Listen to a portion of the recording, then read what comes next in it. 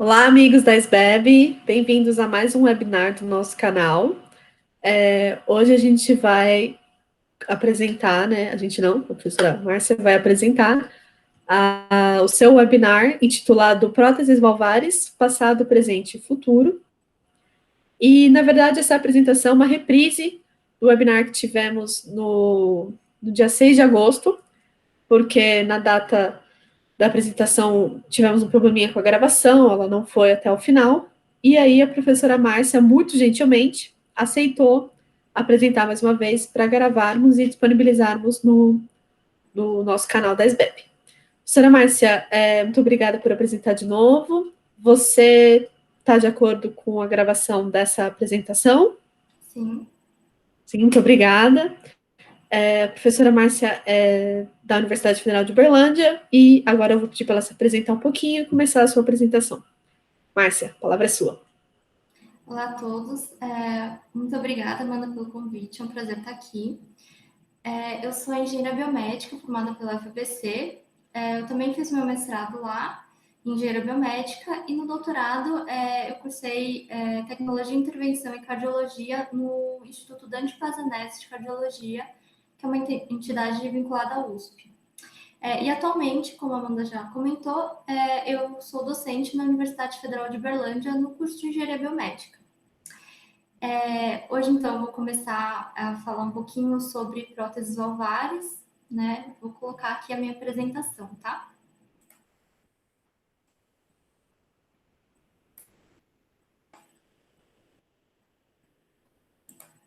Amanda, tudo certo?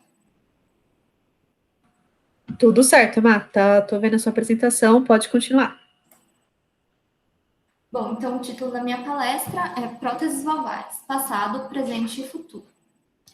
Aqui eu separei por alguns tópicos a apresentação, os tópicos principais que eu gostaria de abordar. Então, primeiro eu vou falar o que são válvulas cardíacas, falar um pouquinho sobre a anatomia e fisiologia delas, falar em que situações elas precisam ser substituídas, então vou mencionar algumas patologias, o que é colocado no lugar, então vou falar um pouquinho sobre as próteses, tanto as antigas, né, para trazer um pouquinho de histórico, e também as atuais. Falar o que ainda não foi resolvido, quais os problemas apresentados pelas próteses atuais. Um pouquinho sobre engenharia tecidual também, que eu acredito ser um caminho interessante para o futuro da área. E também algumas tendências ainda no campo de engenharia tecidual, tá? Então, aqui começando, o que são válvulas cardíacas? Eu vou fazer só um parênteses pequeno. Por que eu falo válvulas cardíacas, né? Eu sei que no cotidiano é comum a gente falar válvula cardíaca, e é totalmente normal, não está errado. É que a Sociedade Brasileira de Anatomia, ela preconiza esse termo, válvula cardíaca, como sendo o mais correto, tá? Então, como eu já fui cobrada nesse sentido de usar o termo correto, né? Então eu costumo usar válvula cardíaca na minha apresentação. Mas fiquem tranquilos que vocês falando válvula cardíaca não tem problema, tá? Então, fechando aqui o parênteses, o que são essas estruturas, né? Elas são as estruturas que garantem o fluxo unidirecional do sangue através do coração. E o coração humano possui 4 válvulas. Duas que são atrioventriculares, ou seja, elas dividem, né, elas separam os átrios dos ventrículos, então aqui elas estão marcadas a tricúspide e a mitral. E também existem duas válvulas que a gente chama de semilunares, porque elas têm um formato um pouquinho diferente e elas possuem o que a gente chama de folhetos. São 3 folhetos cada, né? Então, por causa disso, elas ganham esse nome de semilunares. Então, elas são as válvulas pulmonar e aórtica. Tem outra divisão também que a gente costuma utilizar, que é a divisão entre o lado direito e lado esquerdo do coração. Então, as válvulas do lado direito são as válvulas tricúspide e pulmonar, e as do lado esquerdo são a mitral e a aórtica, tá? Aqui tá a divisãozinha. E por que essa divisão é interessante? Porque as do lado esquerdo, né, a aórtica e a mitral, são as mais comumente lesionadas, frequentemente acometidas por doenças, então precisam ser substituídas, tá? Porque o lado esquerdo do coração, ele é o que recebe maiores solicitações mecânicas. E que solicitações são essas, né? O que as válvulas cardíacas suportam? Elas são estruturas, assim, incríveis, é por isso que eu me apaixonei um pouco por essa área, porque apesar de elas serem extremamente finas, elas suportam um ambiente extremamente hostil e podem funcionar, em alguns casos, aí duram 80, 90, 100 anos sem apresentar grandes problemas. Então, primeira coisa, elas suportam mais de 30 milhões de ciclos por ano, ou seja, elas abrem e fecham mais de 30 milhões de vezes. Essas setinhas que estão nessa ilustração, elas representam algumas das forças às quais os folhetos, que são essas estruturas aqui, estão submetidas. Então, elas estão submetidas a cisalhamento, né, quando tem um fluido passando por elas, a tração, quando elas são esticadas nesse sentido, a flexão, quando o sangue volta aqui, e o pulso aqui, o fluxo pulsátil sempre passando por elas. Então, assim como eu falei, é um ambiente hostil. E elas só conseguem se manter funcionando bem durante muitos e muitos anos porque elas são estruturas vivas, tá? E quando que elas precisam ser substituídas? Quando elas apresentam uma obstrução no fluxo, por exemplo, que é chamada de estenose.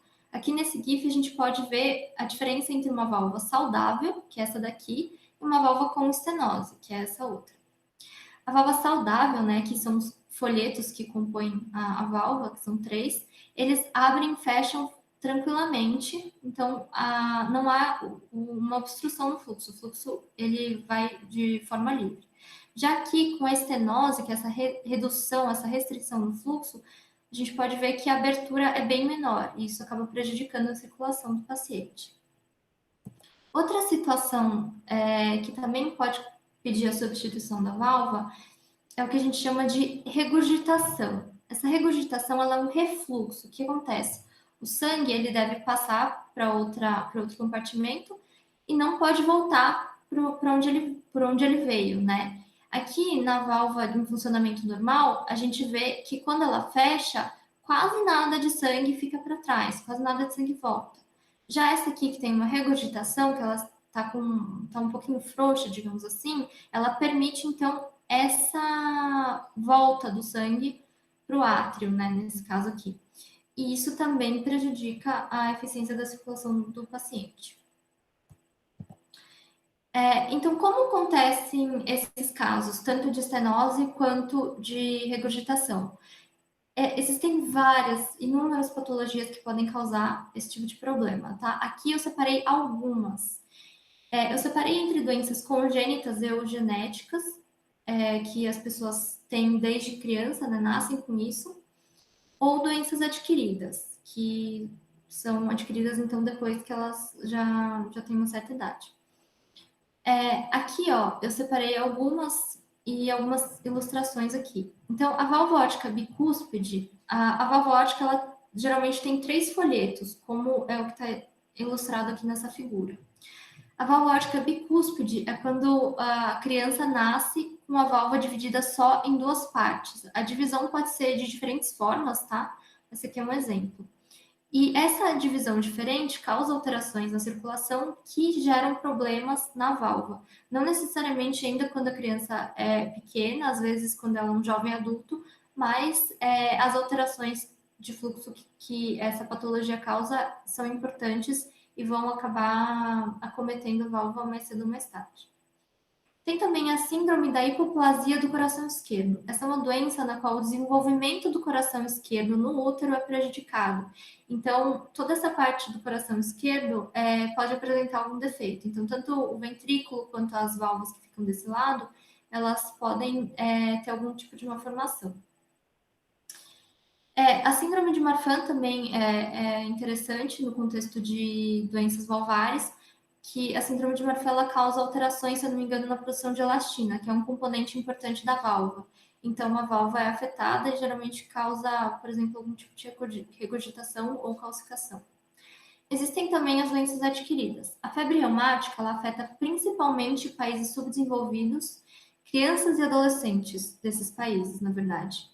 Ela é uma infecção causada, se não me engano, por Streptococcus, e uma das consequências dessa infecção é o acometimento da válvula, que também pode causar um problema futuramente, não necessariamente no momento da infecção, da febre reumática, mas acaba causando uma alteração na válvula que depois vai necessitar uma substituição.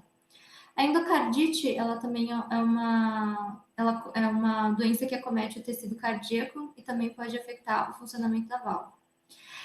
Eu não coloquei aqui, mas uma das principais doenças também, no contexto de doenças ovárias, é a calcificação da válvula aórtica, tá? Porque ela é mais, eu não coloquei aqui porque ela é bem específica de uma válvula só. Atualmente, ela é considerada por muitos a próxima epidemia cardíaca. Por quê? Porque a calcificação da válvula aórtica é uma doença degenerativa associada ao envelhecimento. E como a população está se tornando cada vez, a gente tem cada vez mais idosos na população, o número de pessoas que vão precisar de troca valvar por causa dessa doença está aumentando cada vez mais. Então, por isso que muitos consideram uma próxima epidemia, né? Então, a gente tem, só um contexto geral, a gente tem doenças valvares que afetam tanto recém-nascidos quanto crianças, adolescentes e pessoas de mais idade. Então, afeta todo tipo de idade, faixa etária e classe social também, porque a febre reumática, por exemplo, está associada a países em desenvolvimento. A calcificação de válvula aórtica está associada a países já bem desenvolvidos. Então, assim, todas as pessoas estão sujeitas a isso, pode acontecer. E daí, o que é colocado no lugar, né? O que acontece quando a válvula precisa ser trocada? É que eu separei entre válvulas mecânicas e válvulas biológicas. Percebam que aqui eu já falo válvula, né? Porque aqui não é mais a estrutura viva, né, do corpo. É uma válvula mesmo, como a gente usa em qualquer outro segmento da engenharia. Então, eu vou começar a falar válvula. Alguns médicos nem gostam que a gente fale válvula, tá? Porque válvula também é um termo médico. Se eu não me engano, uma válvula tem 3 válvulas. Eles chamam cada folheto de válvula. Mas assim, eles preferem, alguns médicos preferem que a gente chame de prótese mecânica ou prótese biológica. Mas aqui, como a gente está entre engenheiros, eu vou falar válvula mesmo, tá? Então, eu separei entre válvulas mecânicas e válvulas biológicas. Dentre as válvulas mecânicas, existem 3 tipos: a de bola e gaiola, que está aqui, a de disco basculante ou monofolheto e a de duplo folheto. No entanto, tanto a prótese de bola e gaiola e a de disco basculante não são mais utilizadas hoje em dia. Ainda existem pacientes que podem ter essas próteses, né, que foram implantadas há algum tempo, mas hoje em dia já não se implanta mais elas. E aqui as válvulas biológicas, eu fiz essa divisão, né, podem ser feitas várias divisões. Tem as válvulas com stent. Aqui nesse caso em específico, stent não é aquele outro stent que a gente conhece, né, que é colocado em coronariana, etc., aquela malha, geralmente metálica, expansível, não tem nada a ver com esse stent aqui. O que é esse stent? É esse suporte, essa base, né, com esses 3 picos aqui que dão suporte aos folhetos das válvulas biológicas, tá? Existem as sem stent ou stentless, que aqui, por exemplo, é um pedaço mesmo, o pedaço que contém a válvula do porco, ele é todo retirado, então por isso que é sem stent. Também tem outras válvulas, que são a de liberação rápida e a transcatéter, e eu vou detalhar um pouquinho melhor todos esses tipos agora. Eu vou começar falando então das válvulas mecânicas, e aqui eu coloquei essa ilustração com vários tipos, vários desenhos diferentes de válvula, por quê? Para mostrar um pouquinho da evolução dessas válvulas durante as décadas de 50 e 60. Por que houve um grande crescimento, um grande interesse por isso durante essas décadas? Primeiramente, porque durante, na verdade, a Segunda Guerra Mundial, houve um desenvolvimento muito grande na parte de tecnologia, de materiais. Então, esse conhecimento ele acabou sendo aproveitado também na área médica depois que a guerra passou, né? Se eu não me engano, a Segunda Guerra Mundial acabou em 45. E também, depois do final da guerra, os pesquisadores, cientistas, médicos puderam voltar aos seus interesses, às suas pesquisas para temas mais civis, digamos assim. Então, por isso que durante a década de 50, não só essa área, mas várias outras começaram a se desenvolver bastante. O primeiro modelo aqui, ele é do Hufnagel, não sei se eles falam assim desse jeito, mas ele é um modelo bem simples que foi baseado, se eu não me engano, numa rolha, né? É bem interessante falar isso. E é importante falar também que o desenvolvimento das próteses também caminhou junto com outras áreas necessárias para uma cirurgia cardíaca, porque essas primeiras válvulas, tanto a do Hufnagel quanto a de bola e gaiola, que eu vou falar um pouquinho melhor depois, elas precisavam ser implantadas muito rápido, porque no começo não existia circulação extracorpórea. Então, o tempo de cirurgia tinha que ser muito, muito pequeno. Então, conforme as técnicas cirúrgicas foram se desenvolvendo também, as próteses puderam acompanhar o desenvolvimento, né? Então, falando já sobre aqueles tipos que eu mencionei das válvulas mecânicas. Aqui está a prótese de bola e gaiola, que foi a primeira prótese considerada realmente de sucesso, tá? Essas daqui, várias foram implantadas em alguns pacientes, mas a que foi considerada mesmo a primeira válvula importante de maior sucesso foi a de bola e gaiola. Então, ela foi criada por um engenheiro, que era o Lowell Edwards, e um médico, que era o Albert Starr. O Edwards, né, a gente conhece a empresa Edwards, né, que é desse nome, né, e ela não é mais utilizada atualmente, tá, como eu já havia falado. Do que ela era feita? Ela era composta por essa bola de silicone, onde às vezes era adicionado bário, né, para dar radiodensidade, para dar radiopacidade, e também uma gaiola mesmo, que a gente chama de gaiola, de uma liga de cromo e cobalto ou PMMA, que é o polimetilmetacrilato, um polímero.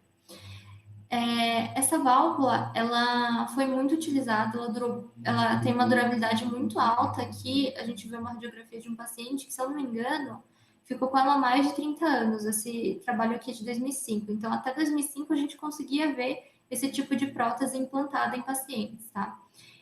Por que ela não é mais utilizada? Porque ela não é tão eficiente, né? Ela foi o primeiro modelo que funcionou bem, né? Salvou várias pessoas, mas a gente consegue hoje em dia ter coisas melhores, né? Desempenhos melhores. Então, por isso ela não é mais utilizada. Até porque o que acontecia? Para o sangue passar, ele tinha que primeiro levantar essa bola. Então, tinha todo esse esforço de levantar a bola e o sangue ainda passava pelas laterais. Então, não era o melhor design possível, né? Então, depois disso, começaram a ser utilizadas as válvulas de disco basculante ou monofolheto, isso lá pela década de 70 já. Essas próteses aqui, elas tiveram uma vida de mercado, um tempo de mercado meio curto, né? Só entre, acho que 75 ao final da década, né, de 70, até porque elas tiveram um episódio complicado. Essas válvulas aqui da Bjork, as válvulas Bjork-Schilling, muitas tiveram problemas. Houve o rompimento dessas hastes que seguravam o disco, que causou uma falha abrupta e a morte, então, de vários pacientes. Assim, uma taxa considerada bastante alta, que acabou assustando um pouco, né, a população, tanto a população quanto a área médica, né. Apesar que essa válvula aqui da Medtronic, que era semelhante, né, um modelo semelhante, aparentemente não deu nenhum problema do tipo, mas como essas daqui acabaram dando problema, acabaram sendo inventadas, né, outras soluções melhores. Do que era composta essa válvula? Basicamente de um disco central aqui de hastes também, de carbono pirolítico ou de uma resina de acetal que a gente popularmente chama de Delrin. Então, logo depois, no final da década de 70, começo da de 80, já eram muito utilizadas essas válvulas de duplo folheto, que são as utilizadas até hoje, tá? Como eu falei, elas têm um desempenho melhor do que a válvula de monofolheto, de disco basculante, e não apresentavam aquele tipo de falha que eu mencionei. Então, a gente tem vários tipos, né? Eu coloquei alguns aqui para exemplificar, mas basicamente elas são compostas por dois semidiscos, né? Então, duas metades de disco também de carbono pirolítico. Existe a adição aqui de tungstênio também, por causa da radioopacidade. E tem um anel de sutura que é feito de Dacron, de polietileno tereftalato, tá? Agora, falando um pouquinho das válvulas biológicas, elas são basicamente uma combinação de tecidos animais, geralmente porcinos ou bovinos. Se eu não me engano, a 3F ela é de pericárdio equino, mas ela é meio que uma exceção. Grande maioria porcina ou bovina. E também materiais de engenharia, eu vou falar um pouquinho melhor sobre isso. Aqui a gente pode ver válvulas porcinas com stent, né, que é aquela base que eu falei, de pericárdio bovino, né? Então, pericárdio é a membrana que envolve o coração do boi. Aqui no caso, né, como a válvula é o folheto inteiro do porco mesmo. Agora aqui, como eu falei, o pericárdio, ele é a membrana que envolve o coração. Então, o pericárdio é usado para fazer folheto. E também, eu já tinha mencionado as stentless, são sem esse suporte assistente. Aqui, por exemplo, a gente tem duas que são um pedaço mesmo da aorta cortado, né? O pedaço que tem a válvula cortada. E aqui explicando melhor o que eu falei, né, de combinação de tecido animal com material de engenharia. Aqui está um exemplo da Trifecta, que ela era da St. Jude Medical, né, agora é Abbott, e aqui a gente pode ver todas as camadas que compõem esse dispositivo, né, uma coisa que a gente olha parece simples, mas é uma estrutura bem complexa. Então aqui a gente tem uma base, que se eu não me engano é de titânio, que ela é cortada a laser, polida, e coberta com um tecido, tá? Depois de recoberta com tecido, aqui tem um anel de silicone.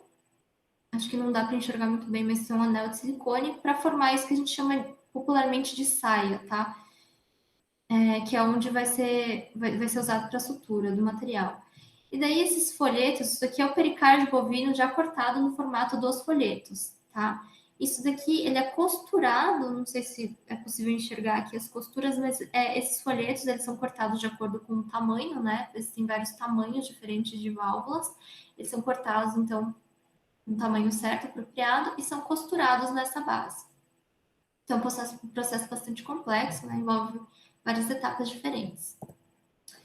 Agora, falando um pouquinho das válvulas mais modernas, né? Elas são recomendadas para alguns casos mais específicos, tá? Geralmente para pacientes com algumas comorbidades já que não aguentariam uma cirurgia aberta, por exemplo. Por quê? Eu vou começar falando então das válvulas de liberação rápida, que elas podem ser chamadas em inglês de rapid deployment, que seria a tradução literal daqui, ou sutureless, que são sem suturas. Por que sem suturas? Na verdade, algumas têm sutura, tá? Mas o conceito é válvulas que são ancoradas com menos de 3 suturas. As convencionais, se eu não me engano, entre 12 e 14 por aí. Qual a grande vantagem? São feitas incisões pequenas, até porque algumas dessas são crimpadas, ou seja, elas têm um diâmetro diminuído para poder ter uma implantação com uma incisão menor. E por terem menos suturas, elas possibilitam um menor tempo de cirurgia, né? Isso é importante em alguns casos, como eu falei, se o paciente tem alguma comorbidade, não vai aguentar muito tempo de cirurgia, então eles podem utilizar isso. Só que isso vem com um custo, né? Por que não é usado para todos os casos? Porque são mais caros. Existem essas 3 no mercado e eu acho que talvez essa daqui da Medtronic tenha saído de linha, né? Eu vi isso em algum lugar, mas não confirmo essa informação. Mas então a gente tem a 3F, a Enable, a Percival e a Intuit, da Edwards. Mais ou menos no mesmo esquema, desculpa, como vocês podem ver, aqui a gente tem uma estrutura metálica que realmente é como se fosse um stent, agora stent, aquela concepção convencional, né, da malha expansível, tá? Então, isso é utilizado para ajudar a posicionar, a ancorar as válvulas, tá? Aqui não dá para ver, mas ela tá por baixo dessa parte aqui. Então, elas expandem essa estrutura metálica para ajudar no posicionamento. As válvulas transcatéter, que muitas vezes são chamadas de TAV, né, devido ao nome em inglês, elas também são baseadas nesse conceito, só que na verdade são totalmente posicionadas dentro de um stent mesmo, tá? Então a gente tem vários fabricantes, vários modelos diferentes, e elas possibilitam então uma cirurgia minimamente invasiva, porque elas podem ser, como eu falei, elas são crimpadas. Existe um dispositivo que, então, diminui o diâmetro dessas válvulas até um diâmetro bem pequenininho, que pode ser implantado, por exemplo, por acesso femoral. E uma coisa interessante, uma vantagem delas, é que elas podem ser implantadas sobre já uma outra válvula, uma outra prótese, inclusive. Então, você pode abrir elas por cima de outra, tá? Então, isso também é um ponto positivo para pessoas que têm algum problema já. Ah, legal. Nossa, quanta solução tem, né? Tem válvula mecânica, válvula biológica, transcatéter. Poxa, a gente resolveu o problema de todo mundo. Só que não, né? Infelizmente não é assim. O que ainda não foi resolvido? Então, eu vou falar um pouquinho sobre as vantagens e desvantagens, principalmente das próteses atuais. As válvulas mecânicas, por exemplo, o ponto positivo é que elas têm uma alta durabilidade. Então, elas podem ficar no organismo sem problemas de funcionamento por mais de 20, às vezes 30 anos, tranquilamente, tá? Só que acontece? Como o fluxo não é igual ao fisiológico, né, tem algumas alterações, e o material também é relativamente estranho para o corpo, elas geram um risco de tromboembolismo, tá? E por isso os pacientes têm que tomar anticoagulantes pela vida toda, um tratamento vitalício. Isso soluciona o problema do tromboembolismo, mas gera outro problema que é o risco de hemorragia. E, por exemplo, para crianças isso é extremamente complicado, né? Imagina uma criança que qualquer cortinho pode dar um problema enorme. E também ela tem um problema de fluido mecânico, tá? Se a gente tem problema, às vezes, para dormir, quando a gente ouve o relógio ticando, né? Imagina se a pessoa consegue ouvir o ruído da válvula abrindo e fechando, né? Quando tá silêncio. Óbvio que isso é uma complicação, não chega a ser uma complicação, é só um incômodo mesmo, mas algumas pessoas podem não querer esse tipo de problema, né?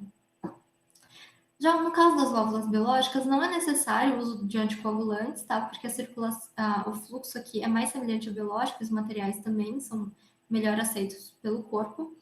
Porém, elas têm um problema elas são muito suscetíveis à calcificação e ao desgaste, então isso reduz a durabilidade delas. Em média, quando a válvula dá 15 anos de implantação, ela já começa a ter alguns problemas. A taxa de recuperação já começa a crescer a partir desse período de 15 anos, tá? E quando a gente fala, por exemplo, em jovens adultos, mesmo adolescentes ou mesmo jovens adultos, isso é um problema, porque as pessoas vão ter que fazer reoperações ao longo da vida e isso acaba diminuindo a qualidade, né, de vida da pessoa.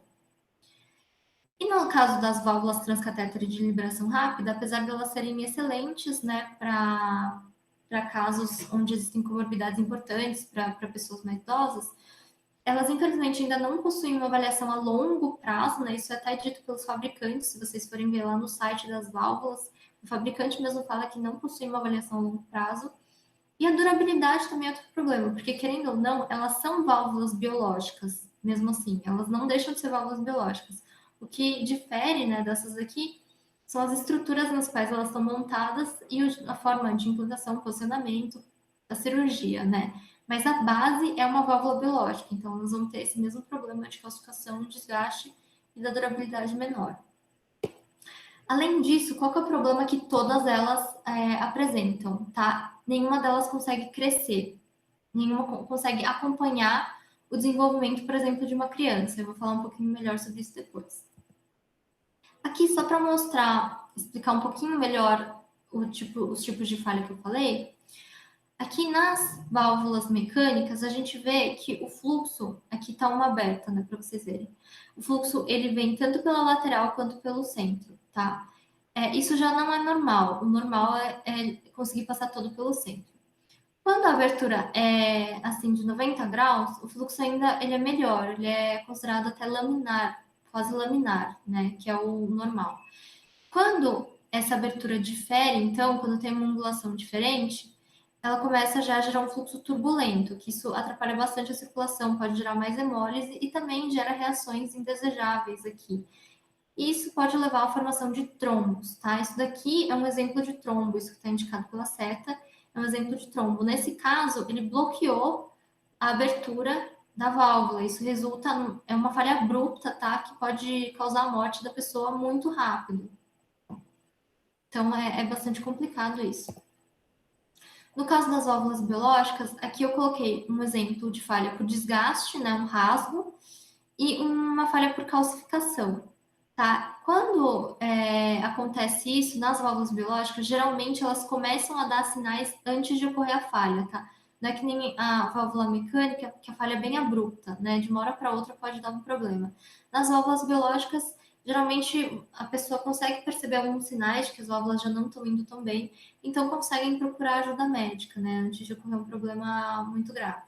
Mas, de fato, elas então têm essa possibilidade de rasgar ou calcificar, né? Que é o depósito de cálcio, né? E endurecimento do folheto. Isso pode ser mais agravado quando a pessoa é um pouco mais jovem ou quando a pessoa tem, acho que, problemas renais, se eu não me engano, ou até para mulheres grávidas. Isso difere, né? A durabilidade de uma válvula biológica, ela difere de acordo com o paciente.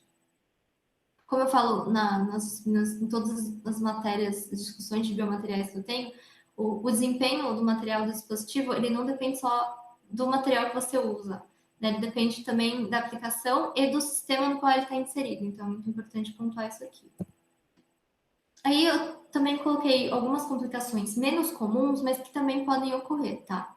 Aqui a formação de panos. Panos, ele é um tecido inflamatório que é uma formação de tecido que ocorre desgovernada, descontrolada, em lugares indesejáveis, né? Então, isso daqui também pode atrapalhar o funcionamento. Dependendo de onde o pânus cresce, ele também pode atrapalhar a abertura e o fechamento das válvulas. Pode ocorrer tanto para válvulas mecânicas quanto para biológicas, tá?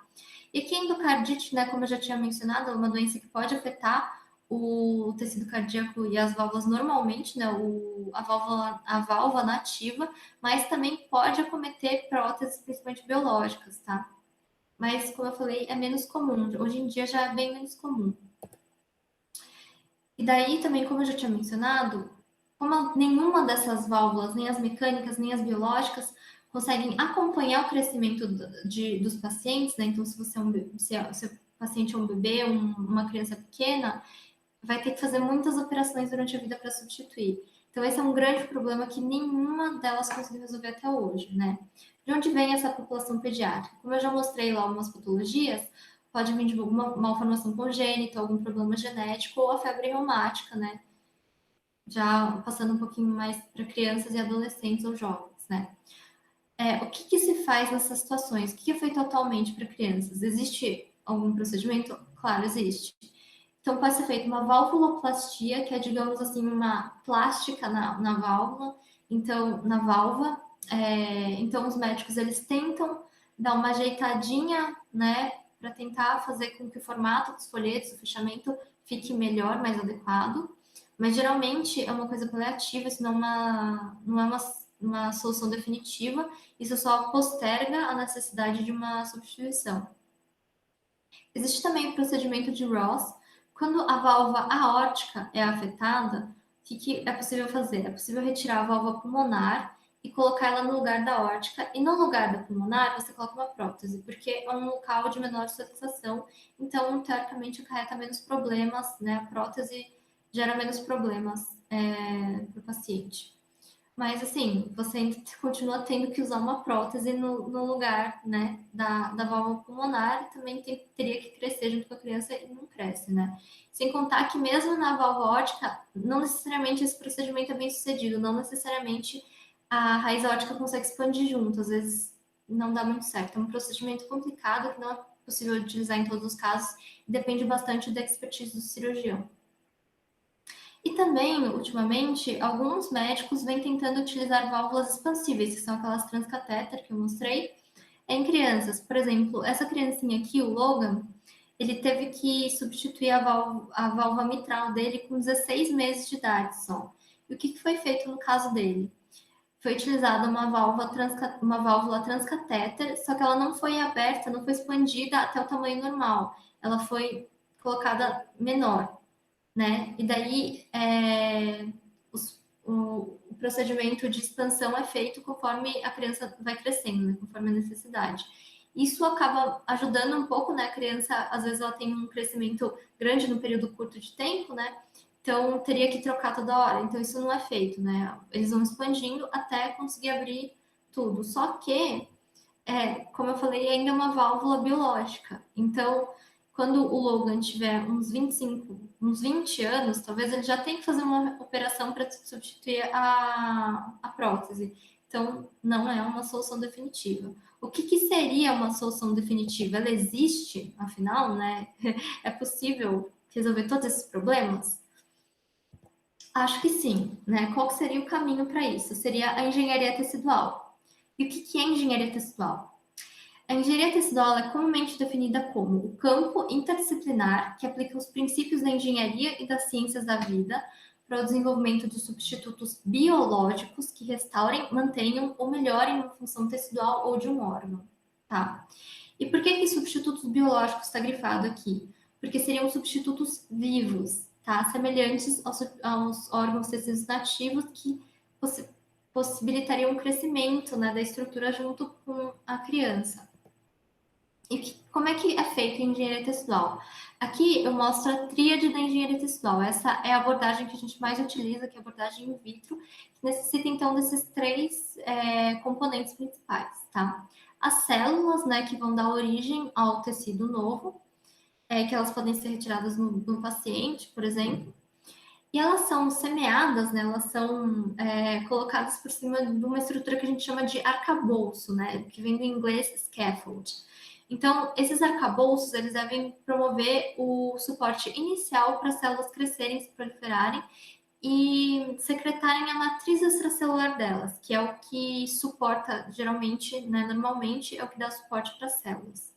Então, esse arcabouço vai fazer as vezes aí da matriz extracelular e ele deve ser, então, degradado à medida que o tecido vá sendo formado. E no final, a gente quer ter só o tecido, tá?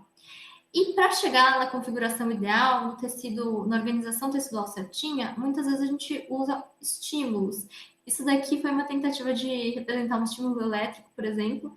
Então, a gente pode ter estímulos elétricos, mecânicos, químicos ou biológicos. Aqui, um exemplo de uma moléculazinha, por exemplo, um fator de crescimento. Então, utilizando esses três componentes, a gente conseguiria formar uma estrutura viva para substituir a estrutura lesada, tá? E aqui com foco um pouquinho no arcabouço, que é o que minha área de estudo, o que esses arcabouços devem possuir? Como eu falei, eles devem ser reabsorvíveis. O corpo, então, deve conseguir degradar e eliminar esses arcabouços, geralmente por uma via metabólica, conforme o tecido vai sendo formado. Então, no final, a gente só tem o tecido. Eles não devem ser citotóxicos, ou seja, não devem matar as células, não devem ser prejudiciais para as células, né? E também eles devem ter algumas características, como, por exemplo, a porosidade adequada. Por que isso? Porque as células elas precisam penetrar pelo tecido, pelo material, né, pelo arcabouço. Então, elas têm que ter esses espaços vazios, esses poros, para as células conseguirem ir colonizando toda a estrutura, né, fazer uma estrutura tridimensional. Os arcabouços também devem ter propriedades mecânicas apropriadas, né, de acordo com a aplicação. Às vezes, pode ser por exemplo, para a pele, não necessariamente precisa ter resistência da pele, só precisa ser uma coisa que dê para manusear. No caso de arcabouços para engenharia tecidual de válvulas cardíacas, já precisa de alguns outros requisitos, porque a gente gostaria de colocar alguns estímulos mecânicos, então tem que suportar esses estímulos, por exemplo. E também é ideal que eles tenham reprodutibilidade na fabricação, porque como qualquer produto para a área médica, qualquer dispositivo, a gente tem que ter um controle de qualidade, tem que garantir que o funcionamento vai ser aquele que a gente garante para o produto, tá? E agora, já falando sobre engenharia tecidual de válvulas cardíacas. Aqui está um esqueminha que mostra as principais etapas para desenvolver, então, um implante, uma válvula cardíaca nova, né? Então, aqui está a extração das células. Aqui um exemplo de um arcabouço, já no formatinho de válvula. Essas células, então, são semeadas aqui e colocadas para cultura em bioreator. Isso aqui é um exemplo de um bioreator. O que a gente simularia aqui? Fluxo, né, pulsátil, provavelmente. Que isso daqui é o que vai gerar, então, a organização do tecido como ele é naturalmente, né? A gente tenta mimetizar o ambiente para que o tecido também seja igual o da fisiologia nativa, né? Então, depois da cultura em bioreator, a gente espera que tenha uma formação de tecido, né? Aqui a gente pode ver a diferença, né? A gente vê esse brilho, né, que é característico mais de tecido vivo, né? Então a gente vê que aqui já está coberto, ou provavelmente ou coberto, ou já é somente um tecido vivo. E depois dessa formação, então, a gente pode implantar. Por que tem uma ovelha aqui? Porque ela é um modelo animal muito utilizado na área. Aparentemente, se não calcificar na ovelha, não vai calcificar mais em ser nenhum, tá? E então é simples assim, você coloca a célula no arcabouço, coloca no bioreator, já pode implantar? Não, não é tão simples assim. E por que não? Porque as válvulas cardíacas são estruturas bastante complexas, tá? Eu não estou falando que as outras partes do corpo não são, mas a gente vê, por exemplo, produtos já comerciais de engenharia textual, de pele ou de cartilagem, e para essas estruturas mais complexas a gente ainda não tem, apesar que existem algumas coisas já em estudo clínico, né? A gente ainda não tem nada comercial. Inclusive de pele, de cartilagem, a gente já vê faz algum tempo, né, no mercado. As válvulas cardíacas, elas são estruturas bem complexas. Aqui eu mostro uma ilustração de um folheto só da válvula órtica, né, que é considerado o paradigma das válvulas. Então, o que a gente pode ver é que ela tem 3 camadas diferentes: a fibrosa, a esponjosa e a ventriculares. Cada uma dessas camadas tem uma composição diferente de células e de elementos da matriz extracelular que conferem características diferentes a cada uma delas. Cada uma dessas camadas, então, colabora para o bom funcionamento da estrutura completa. Aqui a gente está vendo que durante a sístole e a diástole, elas assumem configurações diferentes também para otimizar o funcionamento. Então, as válvulas cardíacas são estruturas que foram otimizadas ao longo de milhões de anos de evolução, e hoje em dia eles apresentam uma organização otimizada, assim, praticamente perfeita, quase, que é muito difícil de ser atingida através da engenharia tecidual, no laboratório, né? A natureza é muito melhor do que a gente. Então, por isso que não é tão trivial fazer aquilo lá, tá? Por isso que a gente ainda não tem um desenvolvimento tão avançado assim como a gente gostaria. E que arcabouço que a gente tem para para engenharia tecidual de válvulas cardíacas, por exemplo? A gente pode usar tanto materiais naturais quanto sintéticos, como em qualquer campo da engenharia tecidual, né? Só que assim, os materiais naturais a gente pode dividir tanto em tecidos descelularizados, ou seja, tecidos sem células, só com a matriz, e também em biopolímeros. Só que no caso das válvulas cardíacas, os biopolímeros eles já não são muito utilizados, porque eles não têm resistência mecânica adequada para suportar os estímulos em bioreator, tá? Então, por isso que eles não são muito utilizados. Os tecidos descelularizados, aqui a gente tem um exemplo de uma válvula porcina descelularizada. O que acontece? Teve um caso muito famoso de uma estrutura dessa, chamada Synergraft, e ela causou a morte de 3 crianças. Era uma válvula descelularizada também, né? Ela foi implantada muito precocemente, eu acho que sem passar por todos os estudos que deveria ter passado. Foi liberada e foi implantada em 4 crianças. Então, 3 delas morreram, a quarta só não morreu, porque depois que as 3 morreram, foram lá tirar rapidinho da quarta criança. Parece que ocorreu uma reação inflamatória muito severa e isso levou ao óbito, então, desses pacientes. A gente olha assim, a gente fala assim, nossa, realmente esse seria o melhor caminho, porque olha, a estrutura está certinho, o formato certinho, os componentes são os do corpo humano mesmo, quer dizer, no caso da válvula porcina, são componentes parecidos com os do humano, mas não necessariamente iguais, né?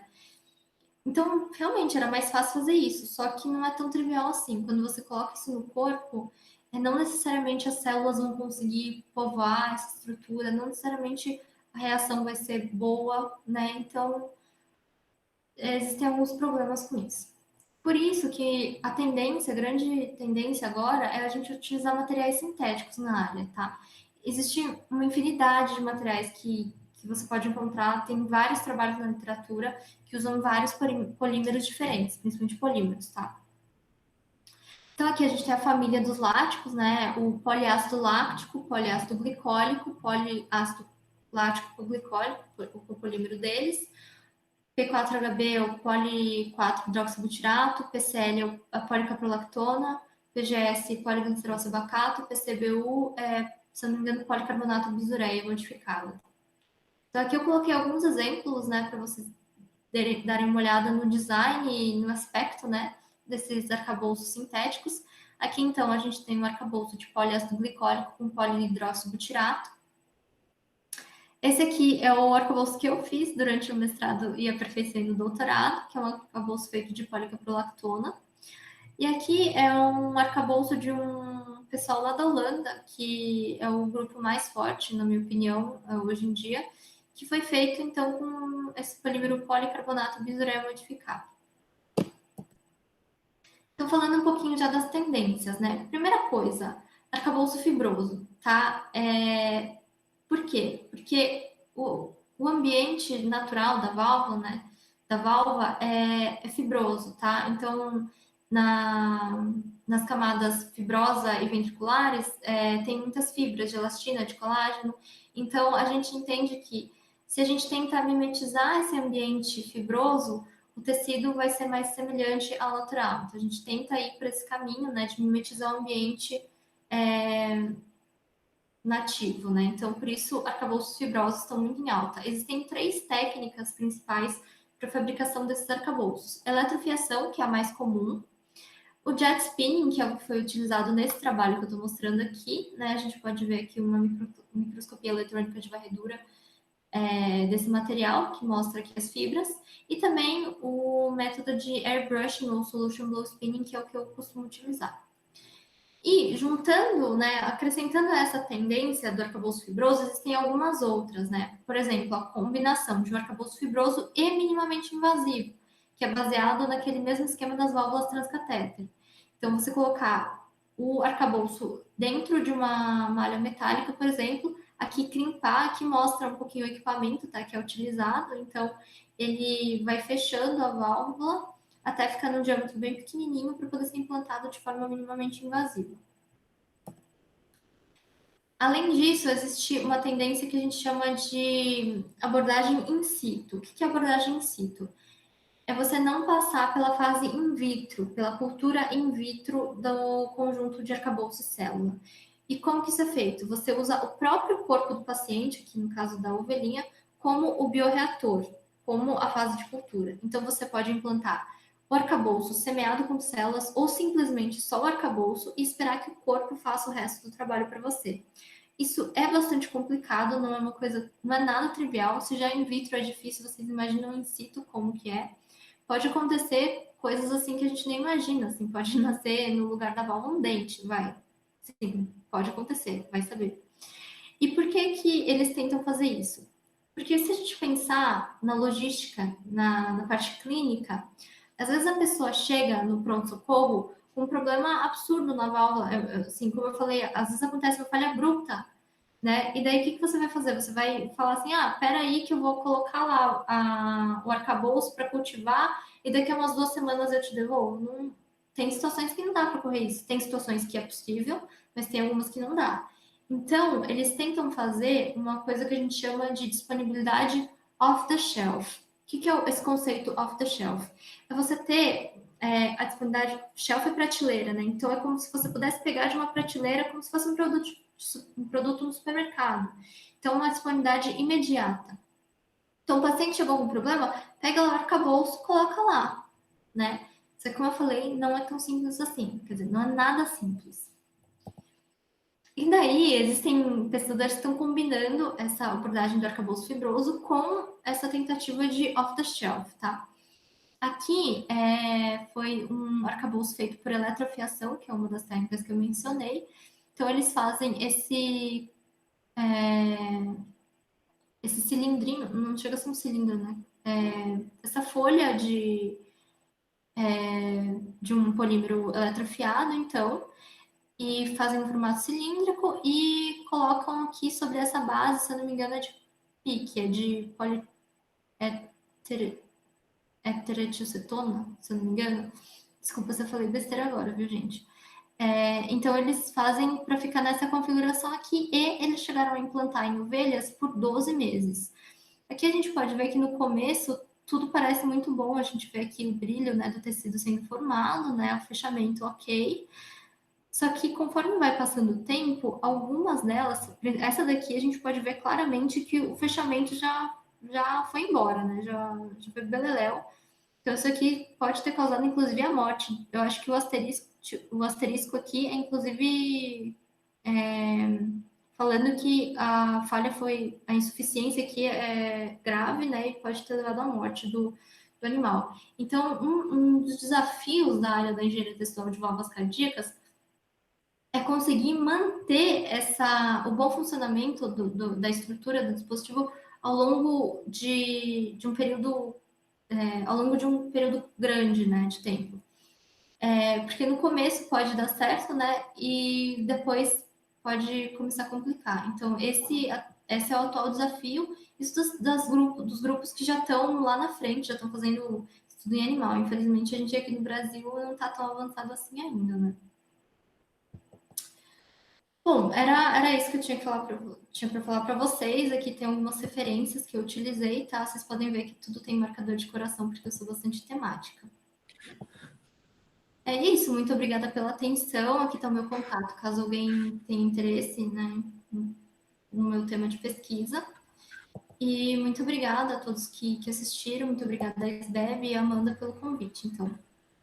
Márcia, eu que agradeço muito pela sua disponibilidade em apresentar não só uma, mas duas vezes. Porém, esse tema é muito interessante, é muito nobre, é muito necessário, que, como você mesma falou no começo da apresentação, a gente vai viver aí. Todo mundo pode vir a precisar de uma válvula, certo? De uma válvula, uma prótese cardíaca.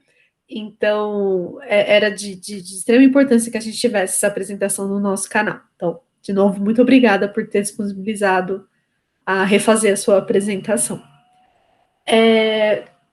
Mas uma coisa interessante é que no dia da apresentação a gente tivemos algumas perguntas dos participantes e para não prolongar muito a discussão no dia, eu guardei duas perguntas que eu queria fazer para você agora. Uma delas é: quais são os riscos associados à combinação do tecido animal com material de engenharia? E não seria mais seguro em termos de contaminantes, de reação de corpo estranho, ter uma prótese que fosse apenas de material de engenharia? Olha, antigamente isso era um problema até que considerável, a utilização de tecidos xenógenos, né? Hoje em dia já caiu bastante esse risco, tá? Os médicos quase nem consideram mais um risco de fato, transmissão de zoonoses, por exemplo, nem de incompatibilidade com o corpo, tá? Isso para as próteses biológicas que a gente vê hoje comerciais, né? No caso de engenharia tecidual, de tecidos descelularizados, o que a gente vem tentando fazer é melhorar cada vez mais esses protocolos, então, de descelularização, para realmente reduzir ao máximo a possibilidade de algum problema em consequência da utilização de tecidos de outros animais, né? Só que é complicado, porque assim, existem alguns autores, né, alguns especialistas na área de engenharia tecidual que apostam muito mais em materiais biológicos do que materiais sintéticos, né? Eles acreditam que esse é o caminho, né? Que moléculas que o corpo enxerga de uma forma mais self, né, digamos assim, sejam mais promissores para a engenharia tecidual. Só que no caso das válvulas cardíacas é complicado por causa dessa discussão de sempre, né? Disponibilidade, igual transplante. Nossa, seria ótimo se a gente pudesse colocar um coração novo em cada pessoa que precisasse. Mas, infelizmente, a gente tem aí um grande gap aí entre a necessidade e a disponibilidade de tecidos doadores, né? De tecidos e órgãos doadores. No caso das válvulas, podem ser usados homoenxertos cadavéricos, né? Mas, como eu falei, a disponibilidade é menor. Então, a gente sempre Limitado. para tecidos animais mesmo, né? Se a gente pudesse fazer um material de engenharia que fosse totalmente adequado, seria ótimo mesmo, seria perfeito. Aí, então, puxando isso para minha segunda pergunta. A modelagem computacional pode ajudar a gente a ter a microestrutura, a microarquitetura da prótese, ou até mesmo do material utilizado para a prótese, mais próximo de como é a microarquitetura do tecido original, e aí, consequentemente, ter uma prótese que seja toda de engenharia, porém com uma aceitação, com uma integração com um tecido vivo tão boa quanto a gente tem com tecidos biológicos, né, com tecido animal. Ou, Olha, a modelagem computacional, assim, tem várias modelagens, né? Quando a gente fala, por exemplo, na parte de modelagem mecânica, de fluido e estrutura, por exemplo, ela pode ajudar muito, claro, só que a parte de microestrutura eu vejo uma limitação na simulação, porque quando a gente faz a simulação, a gente está falando de. A gente não consegue captar, a gente não consegue incluir tão bem, na verdade, não consegue incluir direito, por exemplo, o seu arcabouço é fibroso, como que você vai representar essas fibras dentro do arcabouço? Infelizmente, pelo menos eu nunca fiquei sabendo, eu nunca vi uma metodologia que você conseguisse. Não tem uma tecnologia que permita você escanear, digamos assim, uma microestrutura e jogar na simulação. Né? O que a gente uhum, faz, o que eu fiz no caso, já trabalhei um pouco em colaboração com o professor Rony, da UFABC, que trabalha com modelagem. A gente pegou dados de ensaio mecânico de amostras fibrosas, né, feitas com o mesmo processo de fabricação do arcabouço, e jogou esses dados, né, essas propriedades do material fibroso na simulação. Mas a interação da célula com a fibra, ela não é só baseada na tensão do material, por exemplo. A gente uhum, sabe que para fibras micrométricas e nanométricas já tem uma diferença de comportamento na célula. Então, como simular isso já foge um pouco do meu conhecimento. Eu não acho que tenha muito isso ainda, tá? E tem algumas simulações que já vão aí para vias metabólicas, aí tem mais uma. Eles verificam melhor esse comportamento aí da célula com contato com o material e tal, mas eu não tenho experiência com isso, já não posso afirmar muita coisa. não, respondeu muito bem, que a gente precisa primeiro avançar os modelos computacionais que a gente tem, né, para daí poder aplicar eles melhor para a formação de próteses cada vez mais avançadas. É isso mesmo. Ótimo, ótimo. Márcia, de novo, muito obrigada pela sua apresentação. Excelente. E é isso. Eu que agradeço, Amanda. Fico à Tchau, disposição tchau. para convites futuros. Com certeza. Primeira de muitas. Até mais.